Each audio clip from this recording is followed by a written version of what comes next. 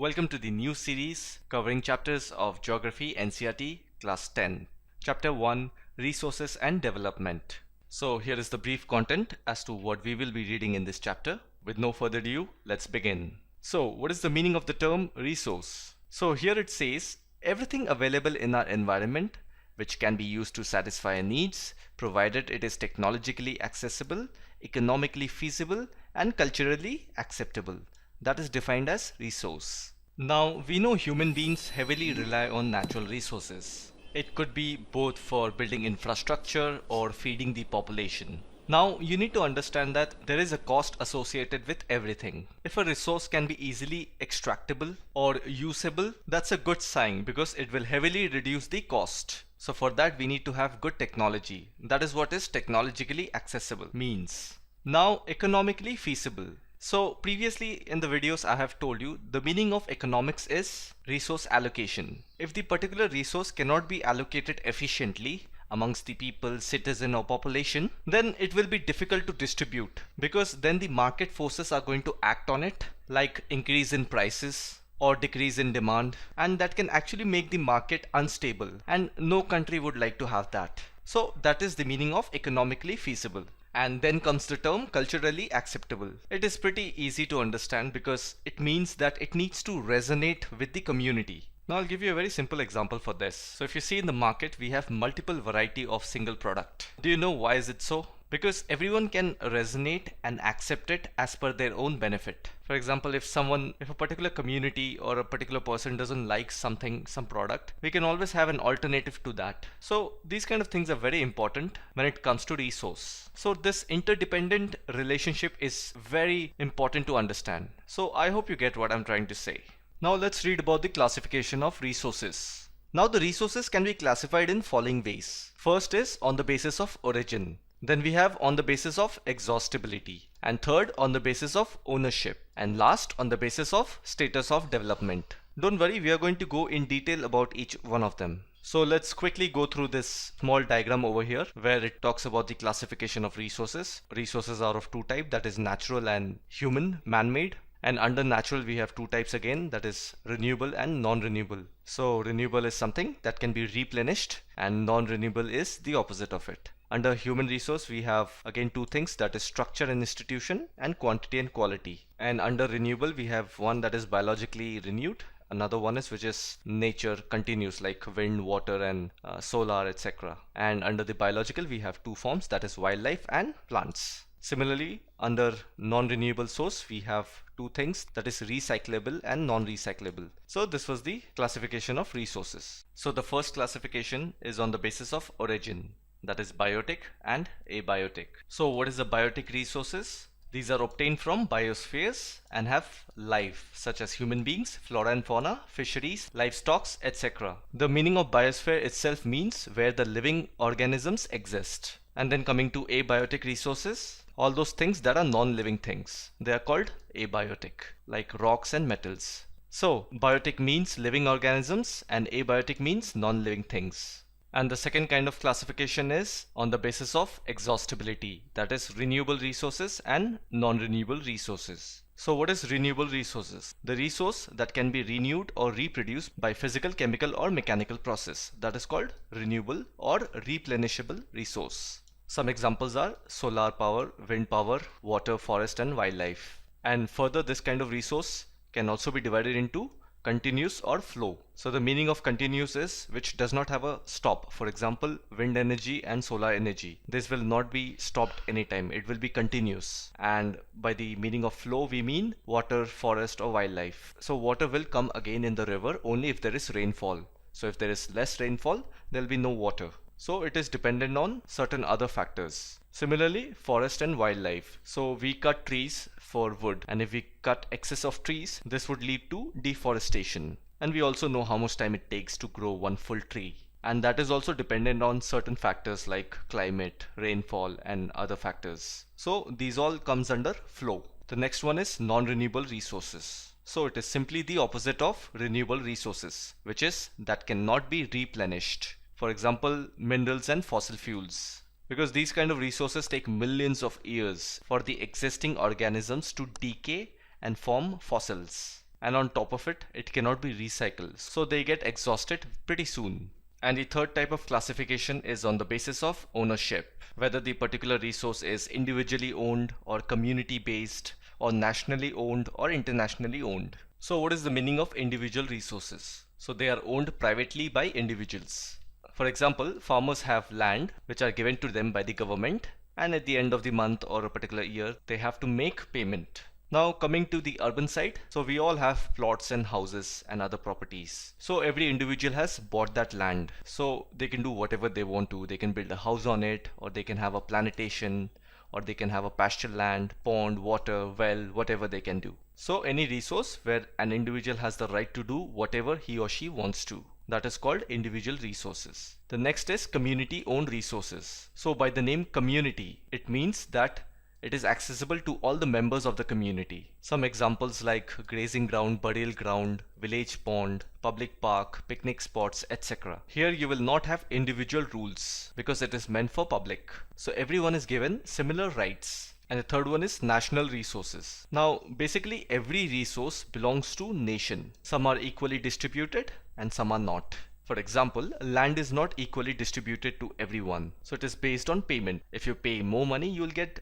larger piece of land. That is all because the government has the legal power to acquire everything. That's why you must have seen to build roads, canals, railway lines. Sometimes private properties are demolished. Of course, they are paid a certain amount by the government. But what I'm trying to say is that to build these roads, canals and railways for public interest, the government has the legal power to acquire private properties. Now all the minerals, water resources, forest, wildlife, everything within the political boundaries of a particular country, the government has the control over all of this. And that is why it is called as national resources. And the last one is international resources. So for this we have international institutions and bodies like the United Nations and other such bodies. So one good example of international resources is the oceanic resources. For example, any country that is near to the ocean or water body can have control over 200 kilometers of ocean. That is right from the land boundary of a particular country till 200 kilometers of the ocean body. And beyond that, it is called open ocean, and no individual country can utilize this. And that country will not have any kind of jurisdiction. That's why when a big ship passes by a country's border that is within the 200-kilometer limit, that particular country has the right to stop it, check it, or check for legal matters associated with it. But if that ship is beyond the 200-kilometer radius, nobody can stop them because they don't have any jurisdiction. They can flow freely on an open ocean. And the last classification is on the basis of status of development, that is potential, developed stock and reserves. Now, what is the meaning of potential resources? It is a resource which is available in a particular region, but that has not been utilized. And one good example is the western part of India, that is Rajasthan and Gujarat. They have enormous potential for the development of wind and solar energy, but we have not tapped on it. So the meaning of potential is it has more ability, but somehow it has not been used to its limit. The next one is developed resources. By the name of it, it means developed. It also means matured. Now resources that have been surveyed and their quality and quantity have been determined. For example, we know how much of coal is there in India. Similarly, we also know how much of iron ore is there in the region of Chota Nagpur Plateau. So this has been done by scientific surveys and satellites, and we have an estimation about their quality as well as the quantity. So this is all because of the technology. So with this information we can determine how much to use it, how much not to use it, and how much to preserve it. Again, it is also helpful to determine how much to export and how much not to export. So this all comes under developed resources. And the next one we have is stock. So the simple meaning of stock is you have a stock of something but you don't use that. So similarly, materials in the environment have the potential to satisfy human needs, but human beings do not have the appropriate technology to access these. One fine example for this is coal bed methane extraction. So in India, to extract coal, we have open cast mining, which means you simply blow a piece of rock or a land area with the help of dynamite and extract coal out of it. So this kind of extraction is cost effective as well as easier when compared to underground mining. Underground mining can be dangerous as well as expensive. Now the whole idea behind coal bed methane extraction is that deep down there are chunks of coal present, and to extract that, the best form is to extract it in the form of natural gas. So what they do is they simply find out the distance between the coal bed and the surface of the land. I mean how deep it is. And then they simply drill down there, and then they pour hot steamy water into the coal bed. So when hot water comes in contact with the coal bed, methane is released from the coal and flows up as a gas, and then methane is compressed and piped to market. So this all needs state-of-the-art technology, and here the coal that is deep down inside the earth's surface is there like a stock, and to access that we need this state-of-the-art technology. So with this example, I hope you get the meaning of stock. And the third topic is development of resources. So when we say development of resources, we simply mean planning of resources, because human greed is the reason behind depletion of resources. At the speed at which we are consuming these resources, it's soon going to be exhausted. And after that, we also have accumulation of resources and few hands. Only the rich and few people have access to certain resources. For example, in India, how the Reliance industry controls the electricity as well as the oil part of the natural resource. Similarly, we have the Tata Steel and few other competitors who control the iron part of it. So if you have few people controlling the large chunk of resources, then the society is divided into two segments, that is rich and poor. And then not to mention global warming, ozone layer depletion, environmental pollution, all are caused because of unthoughtful utilization of resources. So this all problem calls for a proper planning of resources. And with that, it brings us to a new topic called resource planning in India.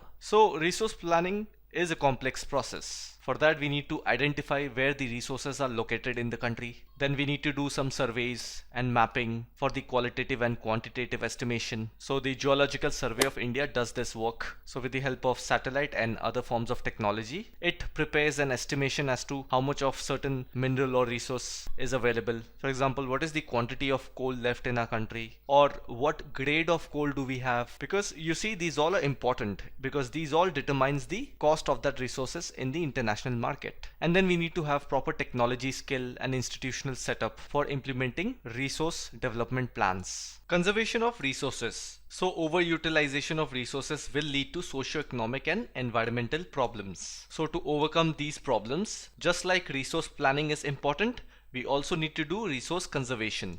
And the next topic is land resources. So land is the most important natural resource, because it supports natural vegetation, wildlife, human life, economic activities like transport, communication systems, etc. So we also need a careful planning in terms of the usage of land. So India has a variety of relief features like mountains, plateaus, plains and islands. And all of this plays an important role in some way or the other. For example, it is because of the mountains that we have perennial rivers that flow continuously and forms some rivers. And because of the flow of these rivers, the plain lands of India has rich fertile soil for agriculture. And because of islands, we have huge coral depositions, and that attracts a lot of water species and fisheries. And then the plateau regions are rich in reserves like minerals, fossil fuels and forests. So you understand how much land is important and what all we get from it.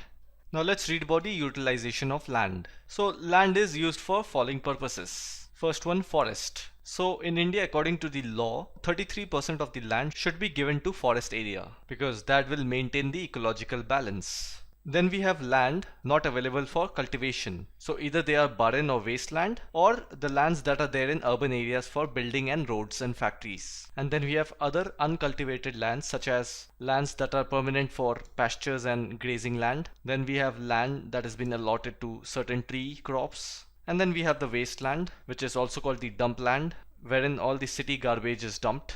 And then we have fallow lands. So fallow lands are those lands which are meant for agricultural purpose, but due to some reason, agriculture has not been performed for several years and the land is completely empty. And then we have the net sown areas. It is the total area where the crops are sowed, which means that land is functional for agricultural purpose. Now let's read about the land use pattern in India. So the use of land is determined by both physical as well as the human factor.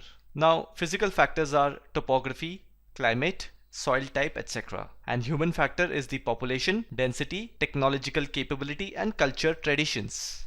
Now there is a difference in the land in the plain area and land in the mountainous region, because in the plain area it is good for agriculture, and in the mountainous area it is not that good for agriculture because the land is not suitable. Similarly, climate is very important. If the climate is cold, then the land in that region is suitable for certain types of crops. For example, you see tea plantation. It is famous in the mountainous region of Darjeeling and in the hills of Coromandel region in south. So both this place has mountainous terrain and the temperature is comparatively cooler than the other parts of the country. And then we also have soil that determines the usage of land. So if a particular land has nice alluvial soil, it is good for agriculture. Now coming to the human factor. Population density determines how many people are staying in a particular place. Usually you will see high density of population near the plain areas. That is the region of Delhi, UP, Bihar, Kolkata, because there you have the tributaries of river Ganga, and over the years it has formed plain soil which are good for agriculture. So you see how there is a relation between the physical factor and the human factor, and then we have the technological capability. So places like Hyderabad and Bangalore, which are the IT hub of the country, meaning these places are technologically advanced, so it has given massive boost to the service sector, and a lot of people today are employed in these technological industries. So you see how technology plays an important role. And then we have the culture and traditions. Now places such as Banaras, Haridwar, these are the famous religious places in India. Again, the land use of these areas are so much determined by the human factors. So I hope you get what I'm trying to say. The next topic is land degradation and conservation measures. So this is a topic about how lands in India are getting degraded and what are the measures that we are taking to conserve it. You see how human activities has brought degradation of land. So some of the degradation is direct and some are indirect. So for example, cutting the trees in a forest is a direct cause of degradation of land because it can cause landslides and other natural calamities. Similarly, dumping industrial waste on a flat land or a river causes damage to the soil and hence affecting the quality of agriculture produced on that land. So here are some activities which causes such degradation. They are overgrazing, then we have deforestation, then mining, quarrying. So all these things significantly contribute towards land degradation. So here are some of the places where you can see land degradation in excess. They are Jharkhand, Chhattisgarh, Madhya Pradesh and Odisha. These are largely affected due to mining. And then we have states like Gujarat, Rajasthan, Madhya Pradesh and Maharashtra, where overgrazing is done excessively. And then other states like Punjab, Haryana, Western Uttar Pradesh. So here over irrigation is responsible for land degradation. And then some of the industries like cement industry, ceramic industry. So all these releases industrial effluents and waste that becomes the major source behind degradation of land as well as water pollution. Now some of the steps or measures to solve the problems of land degradation are afforestation, which means planting more trees, and then proper management of grazing. Sand dunes causes soil erosion, so a good way is to grow thorny bushes that will stop the soil erosion due to sand dunes. So all these things you can just read up quickly. Proper management of wastelands, controlling of mining activities, proper discharge and disposal of industrial affluents. So these are some of the crucial steps that needs to be taken towards controlling of land degradation. And the last topic of this chapter is soils. So after land, it is the soil that is the most important resource. And it is also a renewable resource, remember that. Renewable means replenishes. So how do we get soil? Soil is brought down by the running flow of river. So every time a river flows, it brings large chunk of plain soil. That's why it is called renewable natural resource. Now it is very important for plant growth as well as it supports many types of living organisms. So if you look at this diagram, it shows us the soil profile. So on the top layer we have the soil layer, which is called the upper soil layer, and below that we have the subsoil, which is the weathered rocks, sand and silt and clay. So that's why in many places if you dig through the top layer, so just in a matter of few feet you will witness wet soil, or in other words it's called silt or clay. And below that we have the substratum, which is called weathered parent rock material, and then below that we have the unweathered parent bedrock. So when we say unweathered, they are large chunk of rocks or boulders. So the meaning of weathering is over the time a piece of rock gets weathered into small pieces of debris which form soil. So unweathered means which is a still large solid chunk of bedrock. The next topic is the classification of soils. Now this topic is well covered in a separate video, Soils, that is of chapter 6, Geography NCERT class 11. The link to the video is in the description as well as on the screen, or you can also look at the top right corner of this video screen. You will see the notification tab of that video. You can click on that as well. So watch that video. It is going to be plain and simple, and at the end of it, hopefully you will be well versed with the different types of soil. And the last topic of this chapter is soil erosion and soil conservation. Soil erosion is defined as subsequent washing down of topsoil. These are caused again by two ways, and they are: one is human activities like deforestation, overgrazing, construction and mining, and the other is through natural forces like wind, glacier, water. And where there is soil erosion, simultaneously there is also soil formation. So if soil goes from one place, it will go and accumulate in some other place as well. And during rainy season, you can see how the running water cuts through the clay soils and they form deep channels known as gullies. So if you look at this picture, gullies are something like this. Now there's something called sheet erosion. It means a complete sheet of topsoil is washed away. And how does that happen? If there is a water flow on a large area, so in irrigation sometimes soil erosion is also caused due to wrong way of plowing. So you have to plow in a straight manner. So if you do it in an uneven manner, so they will form deep channels and gullies will be formed, and that will actually take away the water, and with water soil will be eroded. Now there are ways to avoid soil erosion. So one such way is terrace cultivation. So it is mainly practiced in areas of western and central Himalayas. So what they do is, in between the crops, they'll grow a strip of grass. And what that grass does is, it holds the soil together and doesn't let the soil flow from each column to another. And this method is called strip cropping. So these are some of the methods to stop soil erosion. Now everything in this world has pros and cons. Now if we have to benefit something out of it, we also have to be aware of their consequences, as well as their solutions. And with this, we have come to an end of this chapter. I hope you have found this informative. If you enjoyed these videos and see a purpose behind watching them, please like the video and comment down below. Until then, catch you guys later and talk to you guys on the next one. Peace.